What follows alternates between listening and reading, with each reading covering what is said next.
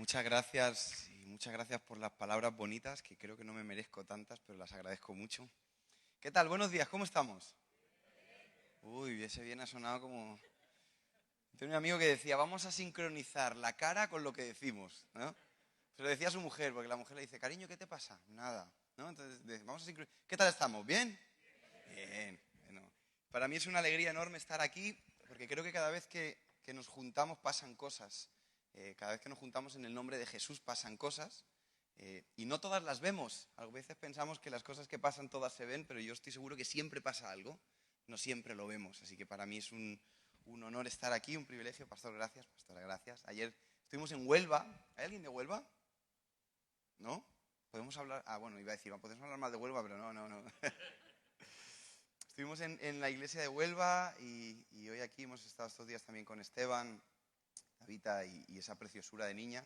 Que yo le decía ayer que aquí todos los niños son guapos. Y los padres no, pero los niños sí. Entonces aquí yo tengo muchas preguntas, pero no las voy a hacer. Vamos a hablar que es el deterioro del tiempo, pero niños preciosos, niñas preciosas y qué bonito. ¿Hemos traído Biblia? A ver esas Biblias, enseñármelas. El pastor tiene una Biblia de pastor de verdad, eso. Eso es un iPhone, por si acaso no... Pues si te va... Vale también en el teléfono, no pasa nada. Bueno, para los que no me conocen, mi nombre es Enrique Pavón Castro. Es un nombre muy de torero, muy folclórico, así que en casa me llaman Quique, que es mucho más normal. Soy hijo único. El doctor le dijo a mis padres que el siguiente les podía salir normal, pero prefirieron no arriesgarse. Tuvieron solo uno, que soy yo. Tengo 33 años de edad, casi 34. Y esto es un trauma para mí porque yo siempre lo digo, ayer tenía 17, hoy tengo 34, mañana tendré 53. Es la media. Los que sabéis de qué os hablo, ¿no? Pues eso. Aparte de tener 34, yo no me los noto mucho, pero cuando estoy con los adolescentes y me preguntan la edad, ¿cuántos años tienes? 34, y ponen cara como que estoy enfermo o algo. Dice 34. Y digo, ¿qué? ¿Qué pasa? Pero estoy casado hace 2 años y poquito, me casé el 5 de abril del 2018. Tengo una mujer maravillosa que me aguanta, que no es fácil, y de momento no tenemos hijos, pero esperamos pronto tenerlos. Ya le he dicho al pastor que cuando esté embarazada nos venimos para acá, para que nazca aquí y salga guapo. Que no hay nada que me dé más miedo que tener un hijo feo. Porque en realidad tú dices que es guapo, pero en el fondo sabes que estás mintiendo. ¿Vale? Todos mis amigos están teniendo hijos, la mayoría tienen hijos, y yo cuando los veo, pues les dices qué bonito, pero es mentira, ¿no? O sea, entonces me dan ganas como decirle, qué niño más saludable, qué buen riñón tiene, ¿no? Qué buenos pulmones. Así que me vendré aquí para que mis hijos salgan guapos, mis padres lo agradecerán. Y quiero compartirte una historia. Soy hijo de pastor. ¿Hay algún hijo de pastor en la sala? Me encanta preguntar esto como el doctor, ¿no? Alberto de Huelva me pregunta en la mesa, ¿tú naciste en la iglesia? Yo le dije, broma, no, tío, nací en un hospital. O sea, soy hijo de pastor, es triste mi vida, pero tampoco tanta. ¿Has nacido en la iglesia? Sí, donde el piano, ¿no? O sea, la pastora ahí. No, pero soy hijo de pastor. Soy hijo de pastor en una época que no es como ahora, que es mucho más fácil decir que eres cristiano, vamos a llamarle evangélico, ¿no? Ahora la gente lo entiende. Cuando yo iba al colegio, estamos hablando por ahí por los años 90, yo nací en el 86, era muy difícil explicarle a la gente que yo era pastor, hijo de pastor, no lo entendían. Entonces crecí en esa iglesia en la que mis compañeros pensaban que mi padre era pastor de cabras y ovejas. Siempre lo digo, que al final no es tan distinto, ¿verdad, pastor? Crecí en la época en la que la iglesia todos los domingos... ¿Cuántos llevan más de 20, 25 años en la iglesia? Levantarme la mano, bien, para saber con quién hablo. ¿Os acordáis de esa época en la que veníamos a la iglesia por las mañanas enfadados? Que llegábamos a la iglesia y el culto empezaba con un grito de guerra. Un domingo a las 10 de la noche. Un grito de guerra. ¿Guerra contra quién? Una persona nueva no podía entrar en esa iglesia. Y luego aparte eran canciones bélicas. Faraón lo matábamos todas las semanas. Teníamos una cosita aquí con Faraón que no... Y aparte la gente se volvía como loca con el la, la, la, la, la, la. Había una canción, a ver quién se acuerda de esta, que era: perseguí a mis enemigos, los alcancé, los destruí, los atravesé. Bajo los pies del Señor cayeron. Esto lo cantábamos los domingos y la gente levantaba las manos. A mí me daba miedo. Yo crecí en esa iglesia en la que bueno, pasaban estas cosas, poco a poco fue cambiando. No podías invitar casi a un chaval nuevo porque tenías que explicarle muchas cosas. Al final, yo recuerdo que a mis amigos a ninguno les dije que era cristiano. Y lo peor no era eso, lo peor es que nunca lo sospecharon. Ahí lo dejo.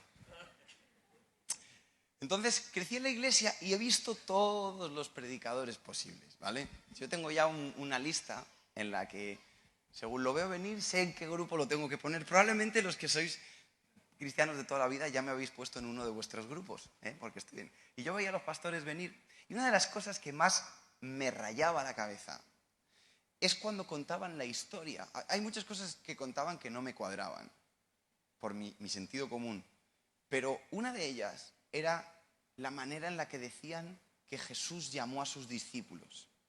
Y tú dirás, ¿por qué? Porque a mí no me cuadra que alguien que tú y yo hoy sabemos que es el Hijo de Dios, pero en aquel momento nadie lo sabía, vaya por la calle y te diga, sígueme. Y la gente dejaba todas las cosas y se iba corriendo. Y tú dices, pero es que era el Hijo de Dios. Sí, pero es que no lo sabían. Yo estoy sentado en mi trabajo y encima un tipo llega y te dice, ven y te haré pescador de hombres. Y eso sin contexto suena muy mal.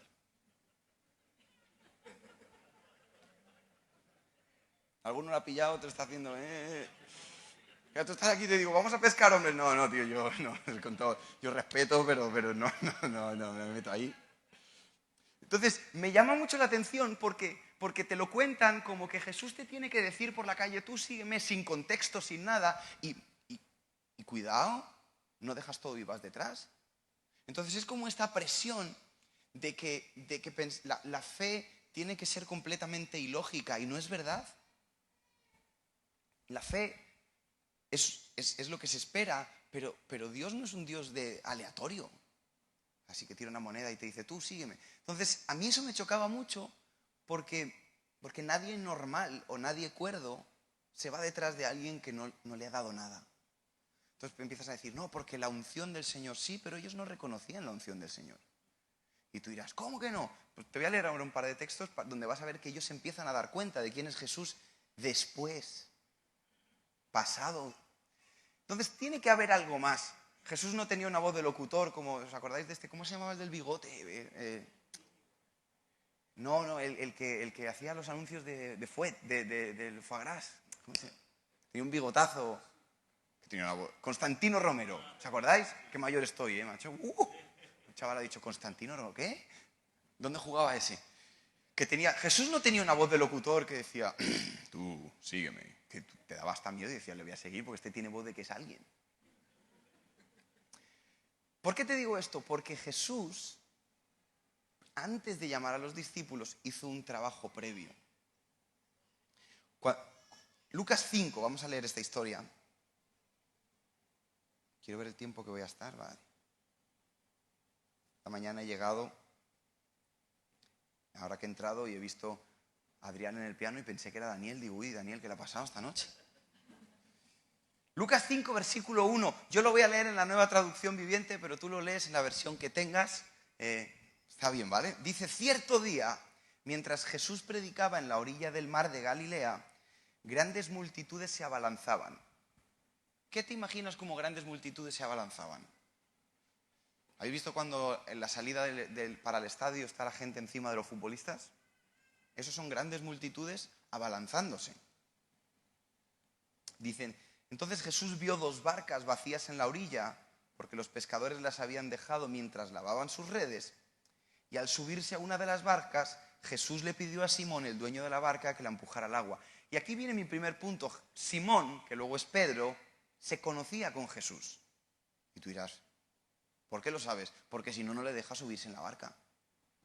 O tú le dejas subir en tu coche a cualquiera que esté por ahí. Quiero ponerte en contexto. En Israel había cientos de predicadores. Así, todo el mundo quería ser predicador. Como hoy quieren ser todos youtubers, los chavales. Bueno, ya no, perdón, ahora son tiktokers. ¿Puedo no comentar esto y seguir como si no hubiera pasado nada? Me abrí un TikTok y me explicaron los adolescentes de mi iglesia lo que tenía que hacer y me cerré el TikTok. que hacer bailes raros. Todos querían ser predicadores, entonces predicadores en Israel había muchísimos. Y Jesús era otro predicador más. Quizás hablaba mejor que el resto, quizás no. Probablemente tenía un discurso mucho mejor elaborado, pero era otro predicador. Entonces se tenía que conocer con Pedro para poder usar su barca. ¿Y qué leo yo en...? Esto luego creo que estaba en Mateo. Jesús y Pedro ya se conocían porque Jesús ya le había sanado la suegra a Pedro. Lo de la suegra es previo. Entonces, lo que yo entiendo es que Pedro le debe un favor a Jesús.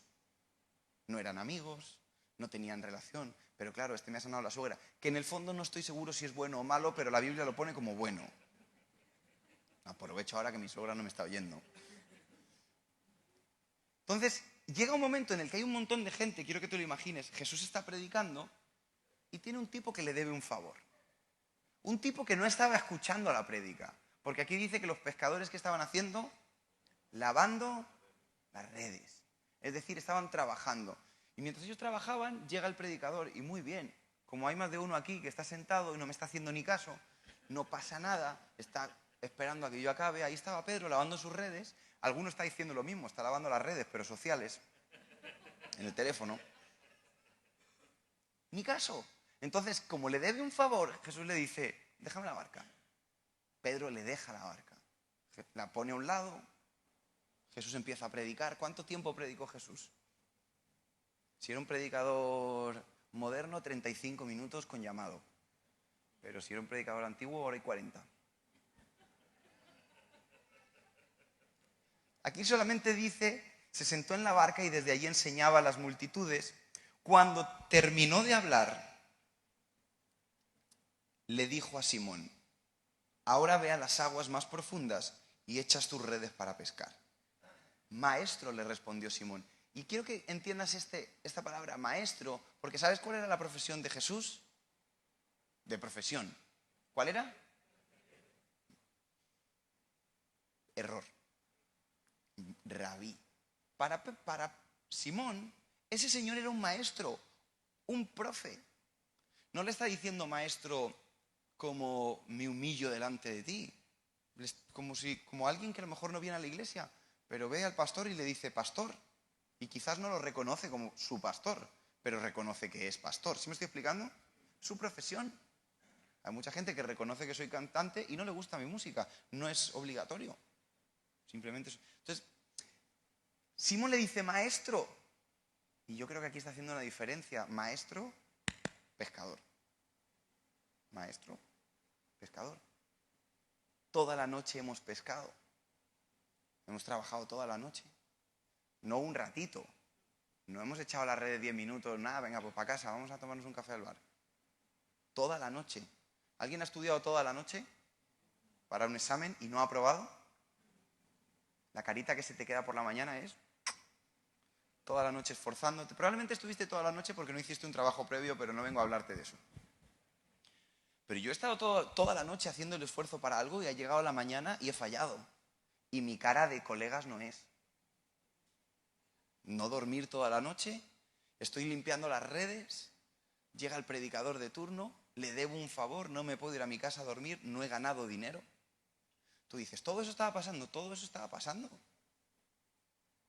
Pedro tenía una empresa, la empresa no había generado, estaba recogiendo para irse y entonces le dice, maestro, toda la noche he pescado y no hemos sacado nada. Le dice, pero en tu nombre lo volveré a hacer. Y esto tienes dos maneras de leerlo, una manera muy espiritual o como lo leo yo. En tu nombre lo vuelvo a hacer. Si vamos al agua, tiramos las redes y no sacamos nada, las redes las limpias tú, que acabo de terminar de limpiarlas. Llevo las 3 horas de prédica que te has calzado, yo estaba limpiando. Y ahora quieres tirarlas otra vez. Vamos en tu nombre. Como cuando vas, tú siempre le dices a alguien, vete algo ahí, tómatelo en mi nombre. ¿Qué significa eso? ¿Quién paga? El que ha puesto el nombre, ¿no? O sea, el nombre no es... Y tú dices, se te está yendo la olla de la historia. Déjame terminar de leerla. Dice, estamos en el 5, respondiendo Simón, maestro, toda la noche hemos estado trabajando y nada hemos pescado más. Si tú lo dices, echaré la red. Y habiéndolo hecho, encerraron gran cantidad de peces y la red se rompía. Entonces hicieron señas a los compañeros, venían más barcas para que vinieran a ayudarles, se les salían los peces. Y aquí es donde Simón se da cuenta de quién es este de enfrente. Ahora dice, viendo esto, Simón Pedro cayó de rodillas ante Jesús, diciendo, apártate de mí, Señor, porque soy hombre pecador. Y tú dices, ¿no es importante el orden de factores? Claro que es importante. Es muy importante. Porque Jesús hizo un trabajo previo con Pedro, como lo hizo con todos, de interesarse por ellos. ¿Por qué se metió Jesús en una barca? Porque era lo que le importaba a Pedro. Si Pedro hubiese sido carpintero, se hubiera ido a hacer mesas con él. Si Pedro hubiese sido informático, si hubiese ido a crear programas con él. No se trata de los peces, se trataba de lo que para Pedro era importante. Para Pedro esa barca era su vida. Y Jesús se mete en esa vida. Y primero le muestra quién es. Entonces dice, Pedro se arrodilla, dice, porque la pesca que habían hecho era tan grande que les dio el temor, se había apoderado de él y de todos los que estaban con él. Pero hasta ese momento estaban más frescos que una lechuga.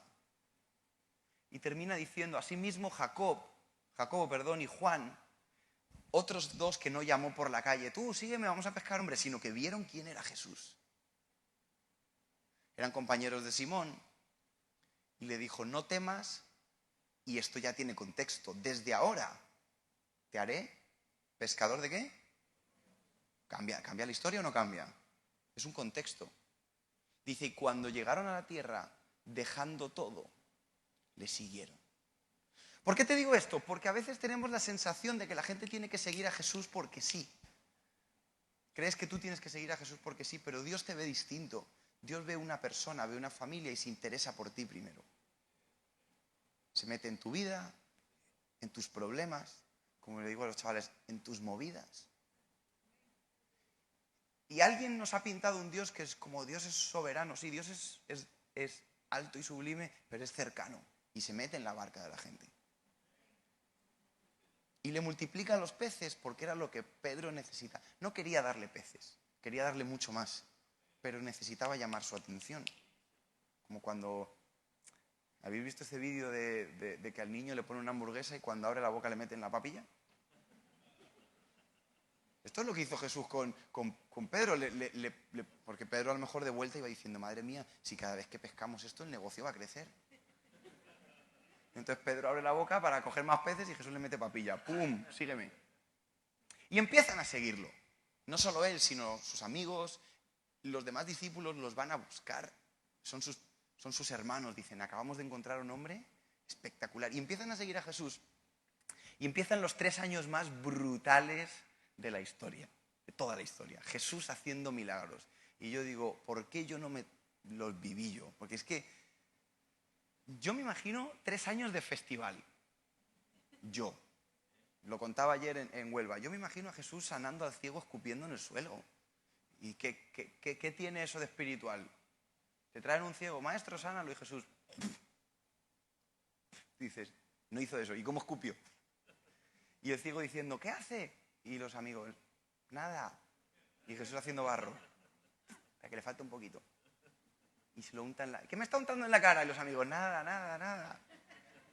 Ahora dice, abren los ojos. Claro, eso yo siempre digo, no se lo hizo al paralítico porque el paralítico no se deja tocar, que lo está viendo. Sanó paralíticos. Perdonó gente que nadie hubiera perdonado.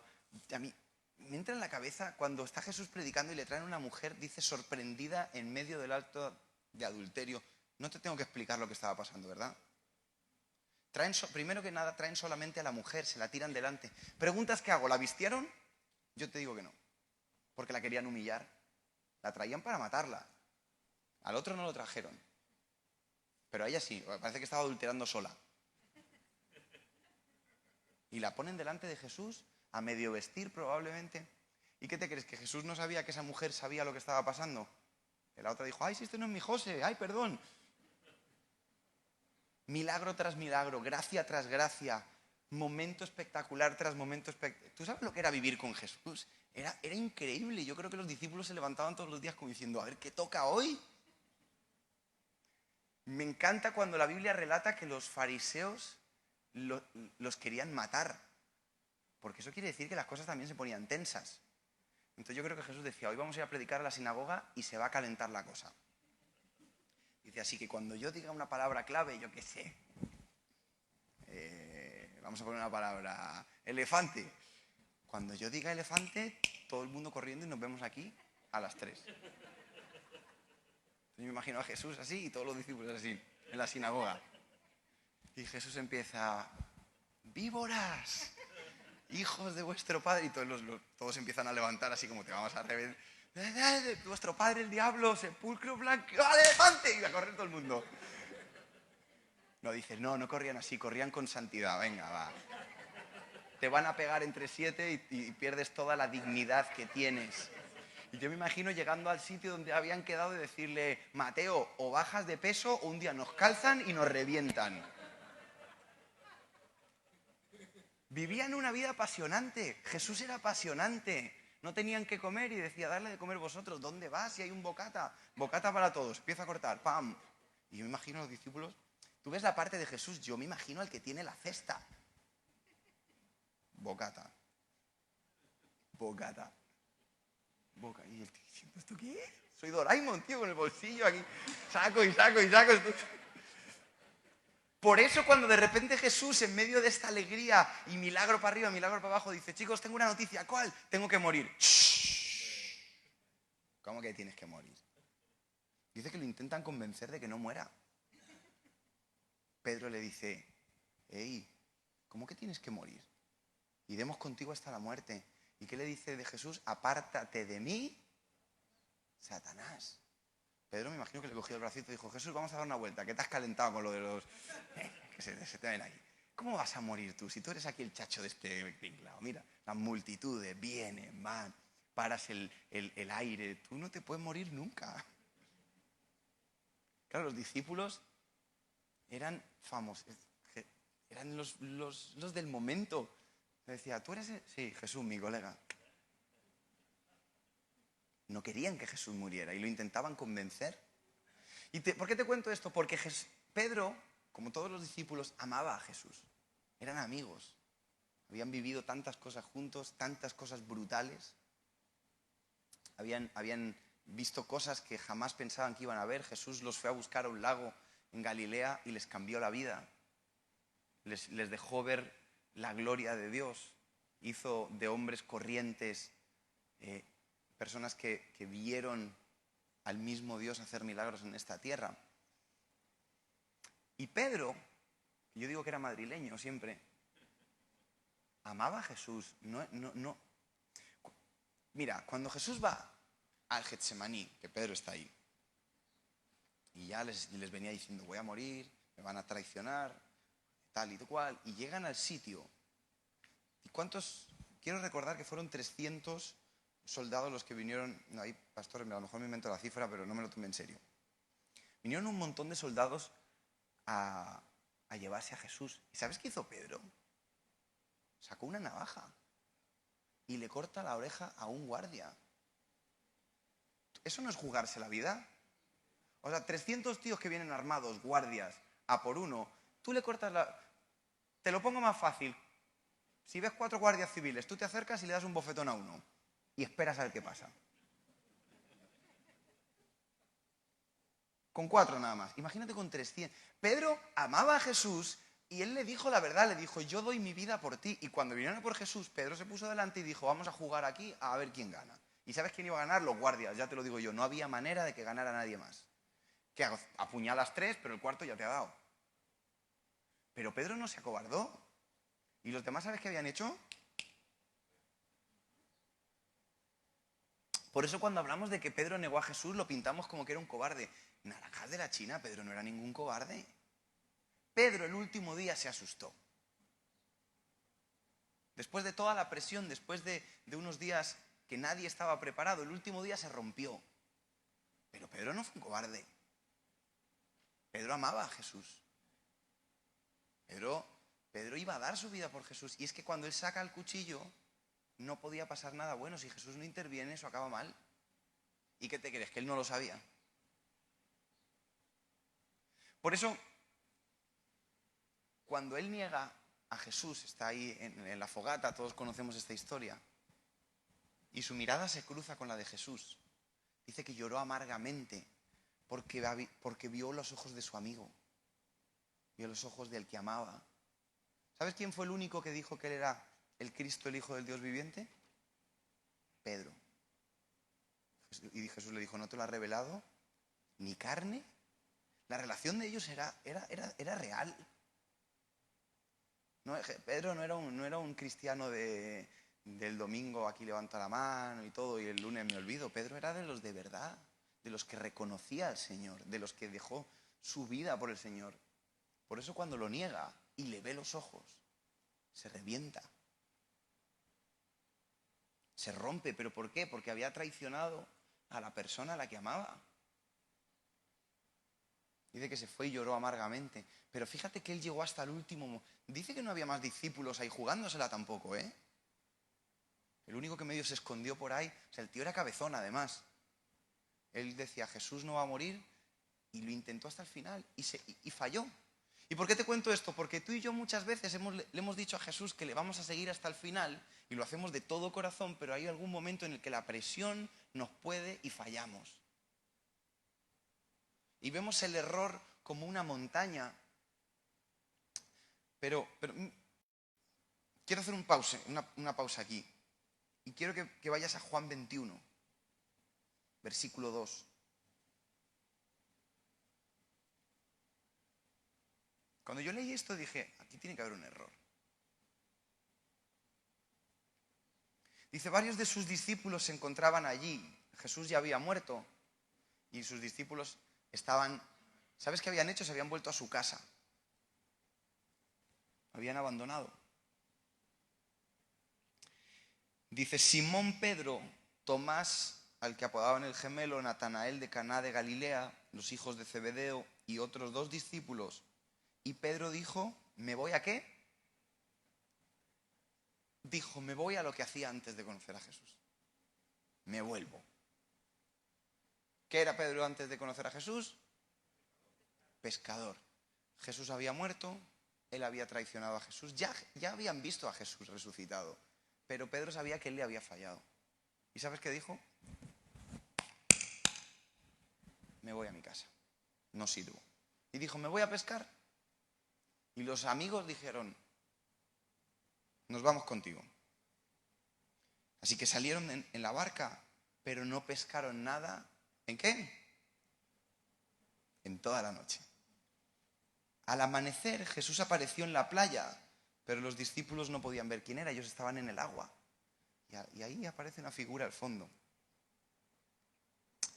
Entonces dijo, echen la red a la derecha y tendrán pesca. Y yo me imagino a los tíos diciendo, llevo toda la noche pescando y me estás diciendo que la red es a la derecha. Que yo la tiraba a la izquierda y es a la derecha. ¿En serio? Un tío en la playa seco que venía a dormir en su cama. ¿Cuánto tiempo llevaban pescando? Toda la noche. ¿Y qué habían pescado? Y aparece un tío, Pedrín, tío, que la red es para el otro lado, que para allá hay playa. Tipo de la playa diciendo...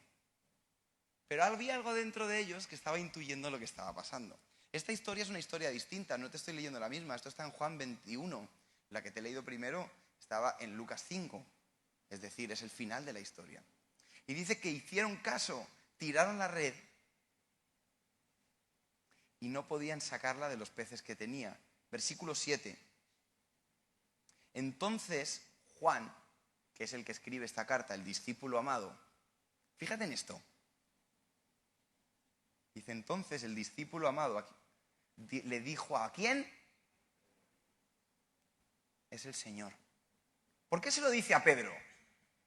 Porque cuando ellos están en esta situación, que por cierto les era súper familiar, están toda la noche pescando, no pescan nada, aparece un hombre y les dice, tira la red al otro lado, tiran la red al otro lado y se llena de peces, todos empiezan a decir, ay mi madre, esto lo he visto yo antes, lo hemos visto hace 3 años. Entonces Juan se le acerca a Pedro, porque todos sabían lo que estaba pasando, y le dice, es el Señor. Quiere decir que de repente todos intuyeron que el Señor venía a buscar a una persona. Porque la historia es la misma. Entonces, dice, cuando Simón Pedro oyó que era el Señor, se puso su túnica, que estaba ahí poco vestido, se tiró al agua y se dirigió hacia la orilla. Los demás se quedaron en la barca recogiendo los peces. Cuando llegaron, encontraron el desayuno preparado para ellos, pescado a la brasa y pan. Jesús los había perdonado, pero no del todo, porque les dio pescado para desayunar. Nadie desayuna pescado, tío, ¿dónde vas? A la brasa, además, tío. 7 de la mañana comiendo pescado, tío. Dice, cuando llegaron encontraron el desayuno preparado para ellos, pescado a la brasa y pan. Versículo 10, traigan algunos de los pescados que acaban de pescar, dijo Jesús. Simón fue, trajo, Dice, 12, acérquense ahora y desayunen. Dice, y ninguno de sus discípulos, flipa con esto, se atrevió a preguntarle quién eres, pero todos sabían quién era. Entonces yo imagino todos sentados, desayunando. Pregúntale tú, no, pregúntale tú. Y Jesús, ¿queréis más pescado? Sí, sí, gracias. Nadie se atrevía a preguntarle. Estaban delante de Jesús, pero tenían miedo. Sabían que era Jesús. ¡Ey! Que Juan le acababa de decir a Pedro.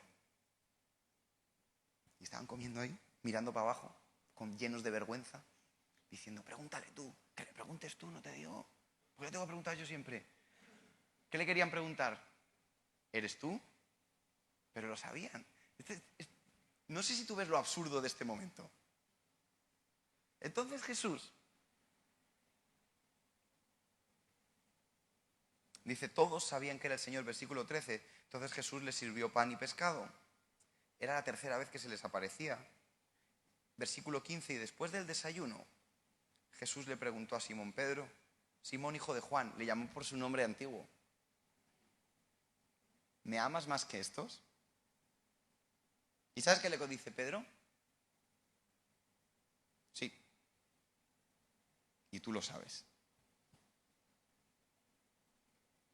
Y pregunta, ¿Pedro amaba a Jesús? Sí. Y Jesús lo sabía. Entonces le dice, alimenta mis corderos. Le vuelve a decir, Simón, hijo de Juan, ¿me amas? Y le dijo, tú sabes que sí. Le preguntó por tercera vez, Simón, hijo de Juan, ¿me quieres? Pedro le dolió que Jesús dijera por tercera vez, porque le dijo, Señor, tú lo sabes todo. Y tú sabes que sí, que he sido torpe, que he fallado el último día. Tú sabes que me asusté, pero tú sabes que te amo.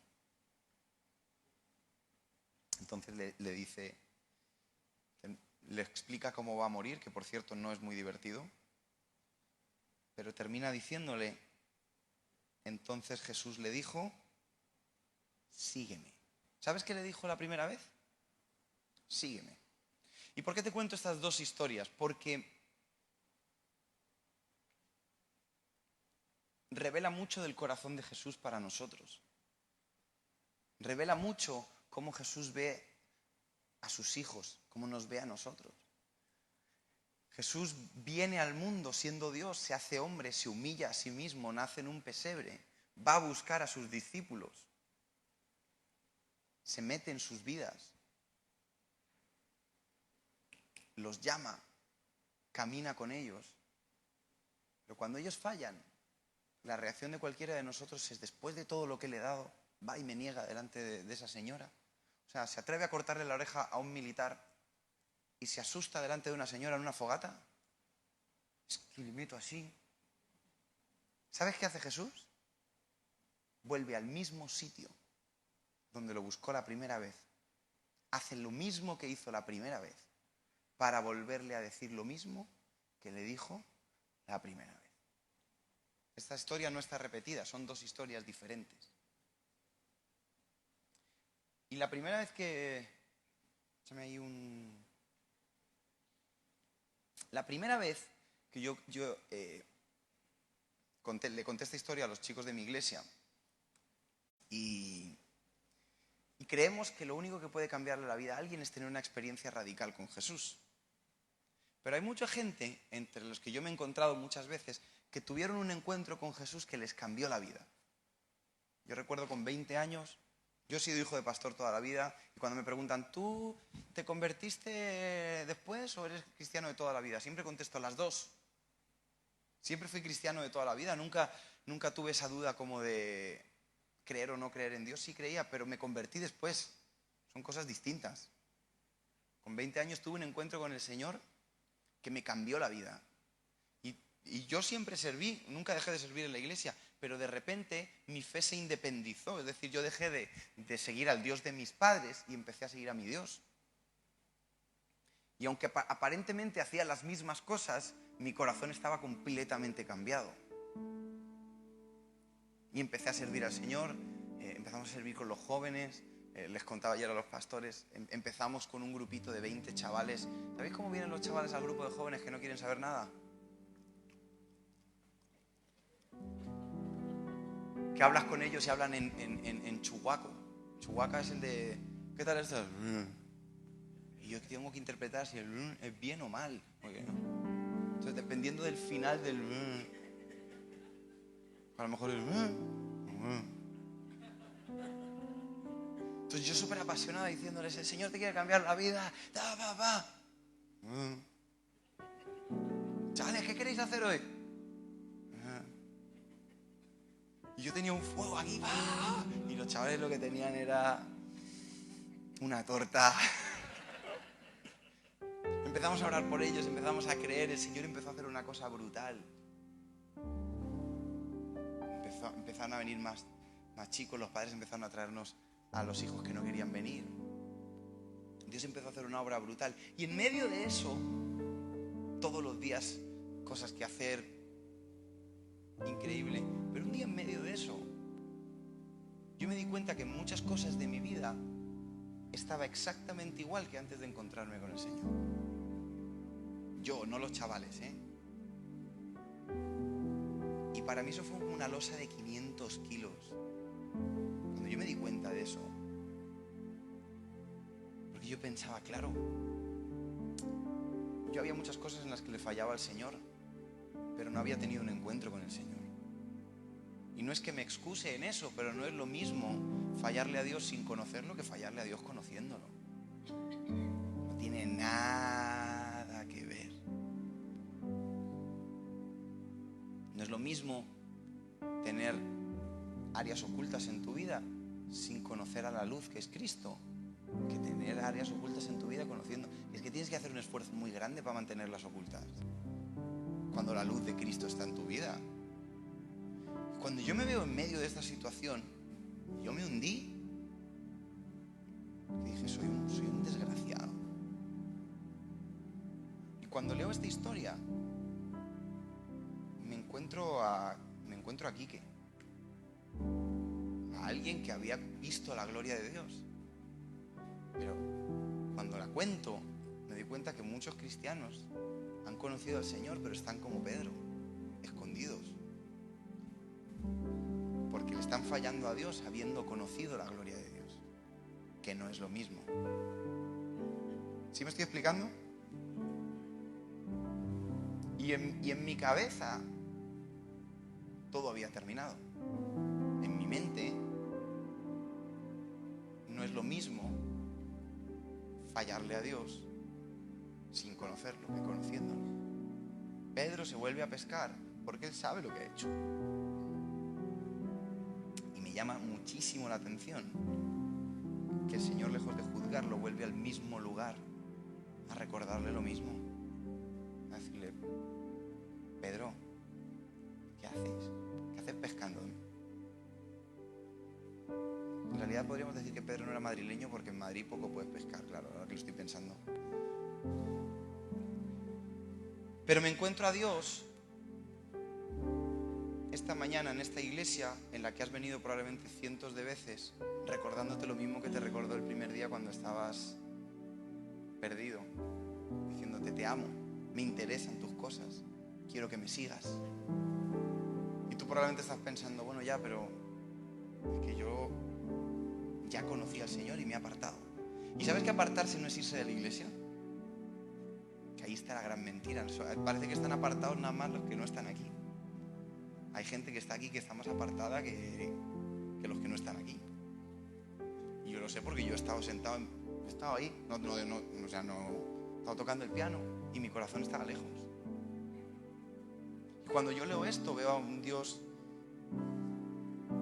que ve una foto grande de nuestra vida y no presta tanto detalle a nuestros errores, sino que vuelve, le repite la historia y dice, venga, vamos otra vez. Se remanga, tira la red para el otro lado. Pero me encanta saber eso, porque me encanta saber que Dios está aquí recordándote lo mismo que te recordó el primer día. Que te ama, que sigue teniendo planes contigo, que sigue amando a tu familia, que sí, que lo has negado públicamente, que has hecho, ya lo sabe. Pero sabes que también el Señor sabe las cosas buenas. Por eso Pedro le decía, tú sabes que te amo. Y yo me imagino a Jesús diciendo, ya, por eso estoy aquí. Y yo le decía a los chicos, quizás has estado tantas veces en una reunión que se te ha olvidado esa primera sensación que tuviste cuando conociste al Señor. Muchos adolescentes tuvieron momentos increíbles y con el paso de los años se les va olvidando. Y sí, están aquí sentados, pero luego me di cuenta que no es una cuestión de adolescentes, es una cuestión de cualquier persona. Puedes estar aquí sentado y haber perdido. ¿Y sabes qué? Y puedes tener un performance, ¿se entiende la palabra performance? Una ejecución de evangélico perfecta, de 10. ¿Cómo estás en victoria? Y a su nombre, gloria. Y a su gloria, más gloria. Y a sus hijos, no, perdón, la victoria era, ¿verdad? Claro que sí, te puedes saber todas las canciones, puedes saber cuándo tienes que levantar las manos, porque hay momentos. Puedes saber cómo contestarle al pastor.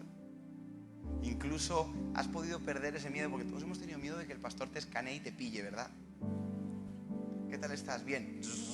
Mentira. Se pierde. Cuando yo me encontré en ese momento, leí una historia, que no te la voy a leer porque es súper densa, y te recomiendo que te la leas, que es la historia de Oseas. Ahora, si tú crees que tu ministerio o que lo que Dios te ha puesto a vivir es difícil, amigo, amiga, léete Oseas. Está un día sentado Oseas y le dice Dios, te tienes que casar con una prostituta. ¿Qué? Tal cual. Dice, quiero que vayas a buscarla, que la saques de donde está, que la duches, que la vistas, que le compres ropa buena, que le compres la mejor colonia, que la lleves a la mejor peluquería y que saques a esa chica y la hagas tu mujer. Y Oseas obedece y va y la dignifica y tienen una familia con unos hijos preciosos, pero en medio de ese paseo, había un dicho que decía, puedes sacar a la persona del pueblo, pero no el pueblo de la persona. Esta mujer se vuelve a torcer hasta el punto que sus últimos hijos, Oseas no está seguro que sean de él. Y qué mal rollito, ¿verdad? Tener un niño y decir, pues no sé si es mío o no.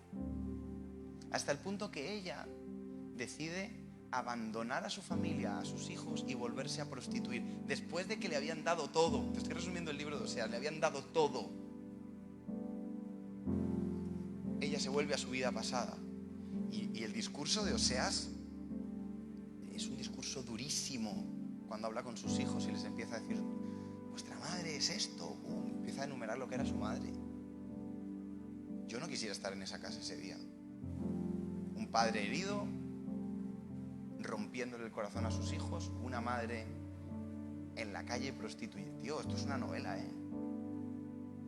Y de repente hay una voz que le dice a Oseas, vuelve a buscarla. Y dice, ve tú.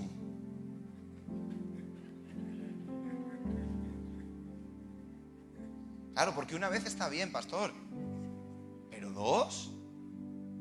O sea, yo una vez la saco de la prostitución y la dignifico, pero dos. Después de que le he dado una casa, después de que le he dado todo lo que no se merecía, y por favor mírame las comillas, ¿quieres que vaya a buscarla otra vez? Y Dios le dice sí, porque esa es mi iglesia. Gente a la que yo le he cambiado la vida y que sin darse cuenta poco a poco se revuelca en sus fangos de nuevo. Y lejos de quemarnos en una hoguera, el Señor dice: vuelve y tráela de nuevo. Cuando yo leí esa historia, era yo. Ese día fue el día que yo escribí la canción que todo el mundo conoce, la de Empezar de Nuevo, la escribí ese día. Porque para mí fue empezar de nuevo.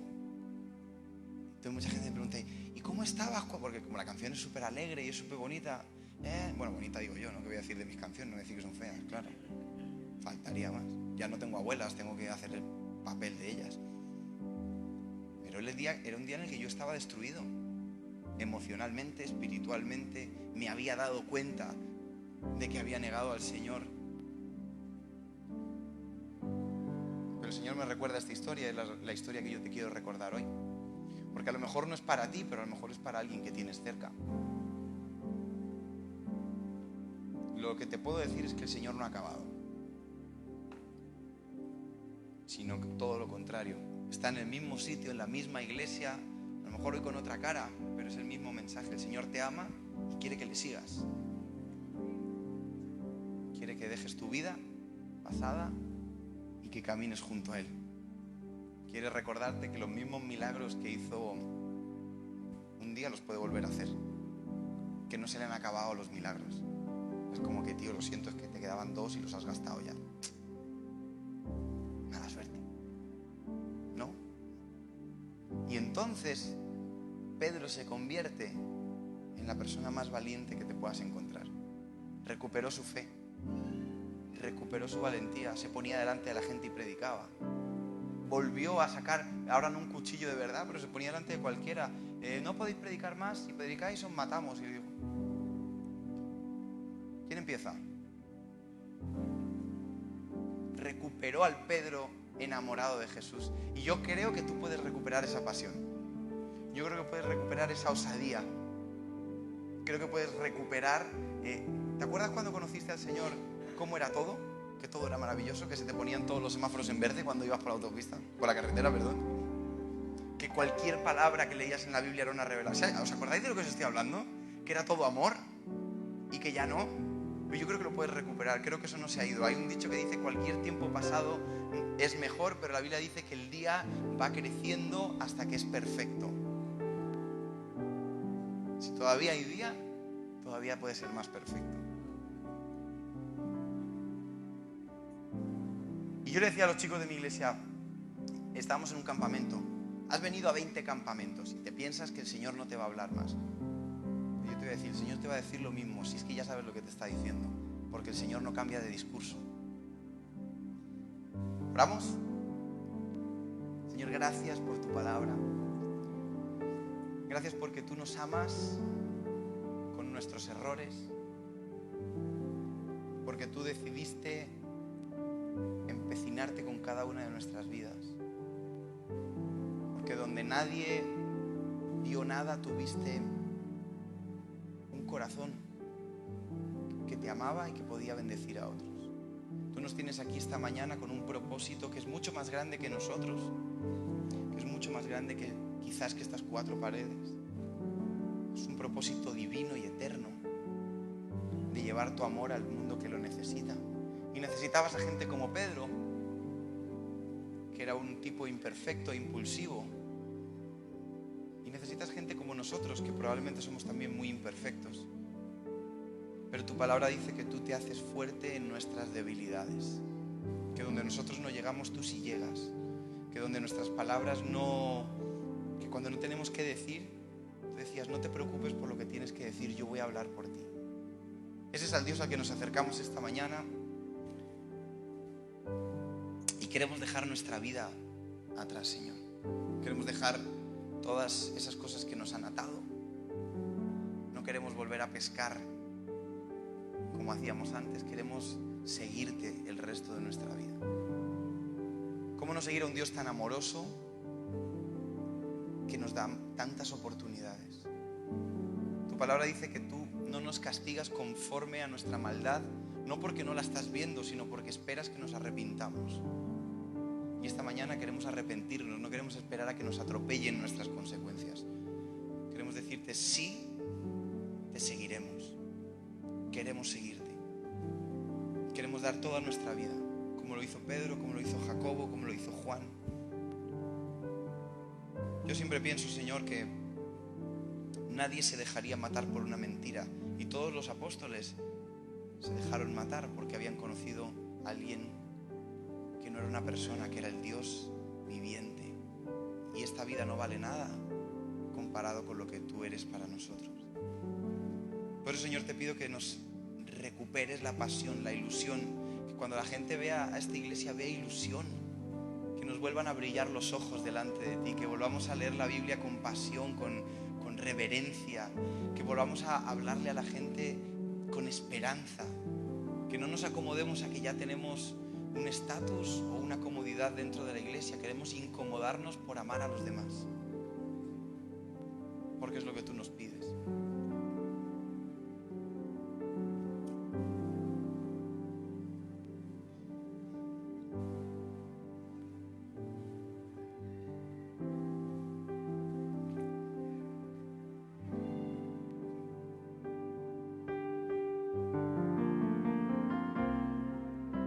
A ti, el alfa y la omega, el principio y el fin, y el gran yo soy, me rindo. A ti, el todopoderoso, el que es y que será, y el gran yo soy, me entrego. Yo quiero que gobiernes mi vida. Me doy en sacrificio a ti.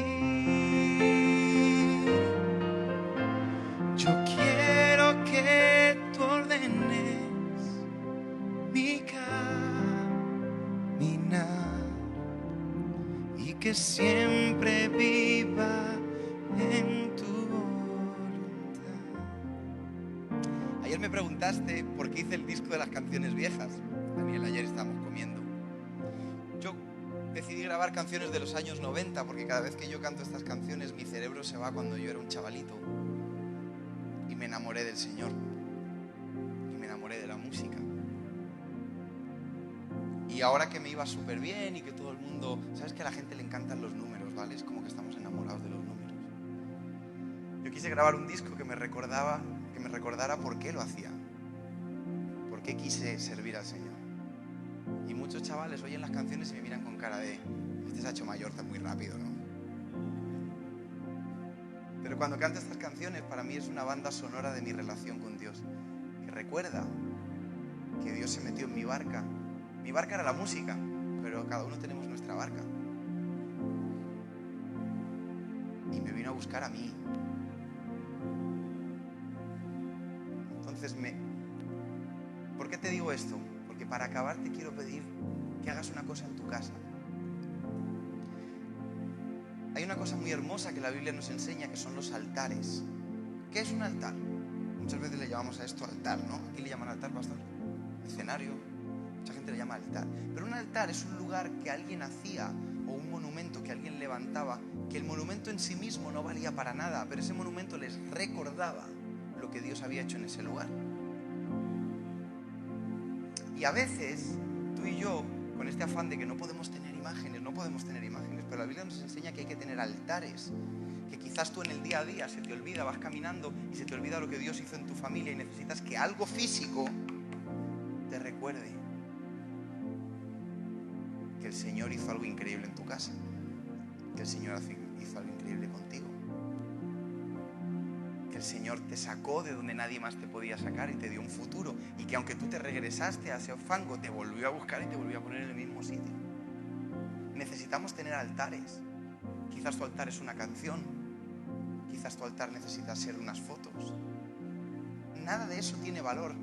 Es solamente un recordatorio. Es como yo me he puesto aquí el teléfono para que me recuerde cuánto tiempo llevo hablando. Pero tú a lo mejor necesitas algo que te recuerde.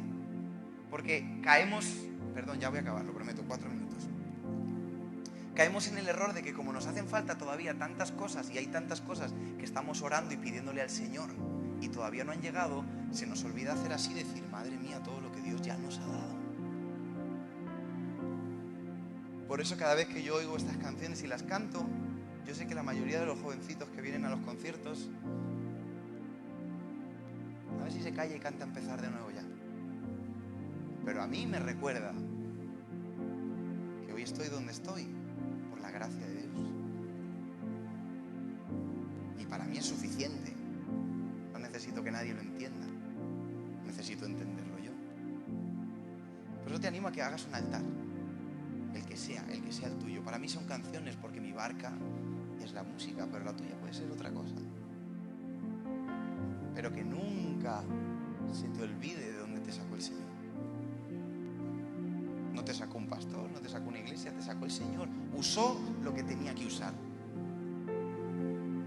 Y lo va a volver a hacer si es necesario. Pero lo que le interesaba a Jesús era Simón. Lo que le interesa a Jesús eres tú. Así que, ¿qué te parece si terminamos? Te pones de pie, vamos a adorar al Señor un momento más.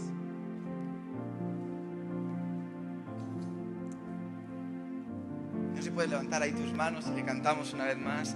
A ti, el alfa y la omega, el principio y el fin, y el gran yo soy, me rindo